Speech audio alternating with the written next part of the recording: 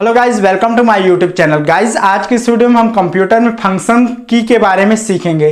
Guys इस video में मैं आप लोगों को F1 से लेकर F12 की जो फंक्शन की होती है उन सारे फंक्शंस की के बारे में बताने वाला हूं। आपको मेरे साथ वीडियो के एंड तक बने रहना जरूरी है। गाइज वीडियो स्टार्ट करने से पहले आप लोग ने अभी तक मेरे यूट्यूब चैनल को सब्सक्राइब नहीं किया है तो प्लीज़ आप मेरे यूट्यूब चैनल को भी जरूर सब्सक्राइब कर दीजिएगा और साथ ही साथ उसके साइड में बेल का आइकन बना है, उस बेल का आइकन पर भी क्लिक करना मत भूलिए ताकि मेरे आने वाली वीडियो का लेटेस्ट नोटिफिकेशन आपको सबसे पहले मिल सके। तो चलिए गाइज बिना टाइम वेस्ट किए आज के यहाँ क्लास स्टार्ट करते हैं। गाइज सबसे पहले हम स्टार्ट करेंगे F1 से। अगर आप अपने कीबोर्ड में F1 प्रेस करेंगे तो इससे आपका जो कंप्यूटर स्क्रीन है उसमें आपका हेल्प आएगा।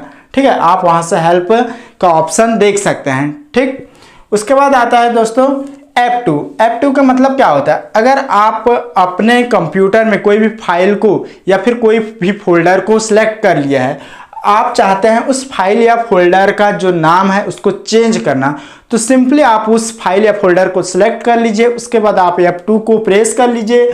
वहां से आप ऑटोमेटिक ही कोई भी फाइल या फोल्डर का नाम बड़े आसानी से चेंज कर सकते हैं। ठीक है, चलिए गाइस आप जानते हैं F3 के बारे में। F3 क्या करता है? अगर आप अपने कीबोर्ड में F3 का बटन प्रेस करेंगे तो ये आपको सर्चिंग में ले जाएगा।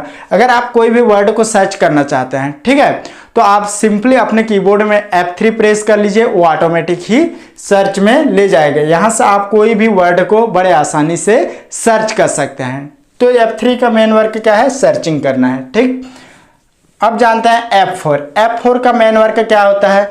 अगर आप Alt प्लस F4, ठीक है, Alt के साथ F4 प्रेस करेंगे एक साथ तो आपका जो कंप्यूटर का स्क्रीन है वो क्या हो जाएगा? शट डाउन हो जाएगा या फिर क्लोज हो जाएगा। ठीक है, तो आप अपने कंप्यूटर को शट डाउन करना चाहते हैं या क्लोज करना चाहते हैं तो आप सिंपली Alt के साथ F4 दबा दीजिए। इससे आपकी जो कंप्यूटर है वो शट डाउन हो जाएगी।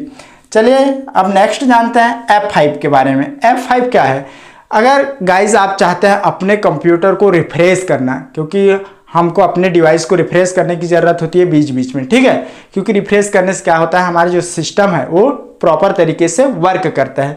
तो आप सिंपली अपने कीबोर्ड में F5 प्रेस करिए। इससे क्या हो जाएगा? आपका जो सिस्टम है वो रिफ्रेश हो जाएगी। ठीक है, उसके बाद आता है F6 का मतलब क्या है?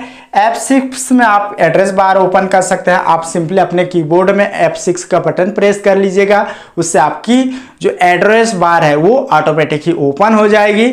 वहां से आप चेक कर सकते हैं। ठीक है, उसके बाद आता है गाइस F7। इसमें क्या होता है? Check spelling.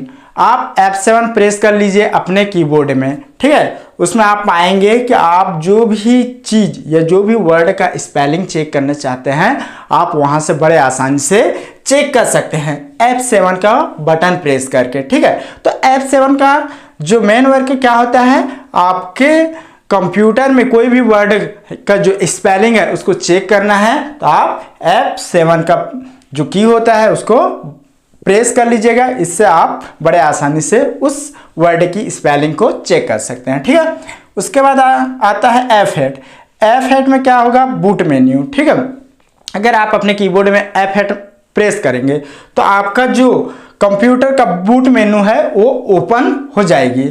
उसके बाद आता है F9। इसमें क्या होता है? F9 में रिमूव सेलेक्टेड आइटम। अगर आपने कुछ फाइल या फोल्डर को सेलेक्ट कर लिया है और आप चाहते हैं उस फाइल या फोल्डर को रिमूव करना तो आप सिंपली F9 का जो बटन है उसको प्रेस कर लीजिए।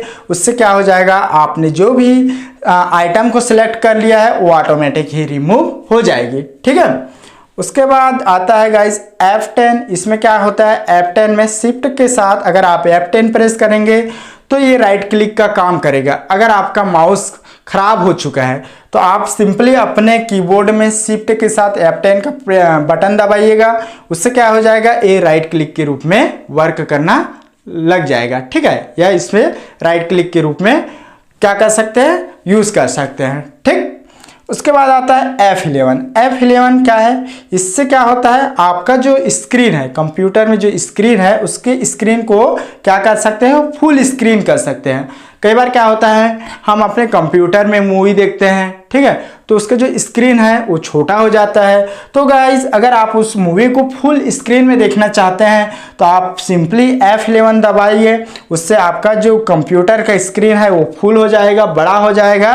और अगर आप चाहते हैं कि उसे छोटा करना तो भी आप F11 का बटन दबाइए, इससे फिर से वो जो स्क्रीन है वो छोटी हो जाएगी। ठीक है, तो F11 का क्या है, फुल स्क्रीन करना। ठीक है, उसके बाद आता है गाइज F12। इससे क्या होता है, आप कोई भी चीज़ को सेव करना चाहते हैं तो आप F12 का बटन को प्रेस कर लीजिए। इससे क्या हो जाएगा, आप उसे सेव एज के में जाकर आप उसे सेव कर सकते हैं। ठीक है, उसको एक नए नाम से, उस फोल्डर का जो नाम है उसको चेंज कर सकते हैं, उस फाइल का नाम को चेंज करके आप उसे सेव कर सकते हैं। ठीक है, तो गाइज इस प्रकार से मैंने इस वीडियो में आप लोगों के F1 से लेकर F12 की जो फंक्शन की होती है उसका अलग अलग वर्क बताया। तो गाइज यहाँ वीडियो कैसे लगा, उम्मीद करता हूँ यहाँ वीडियो आप लोगों को समझ में आया होगा।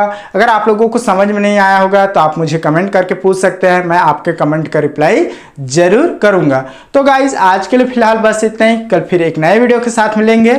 तब तक ले नमस्कार, जय हिंद, वंदे मातरम।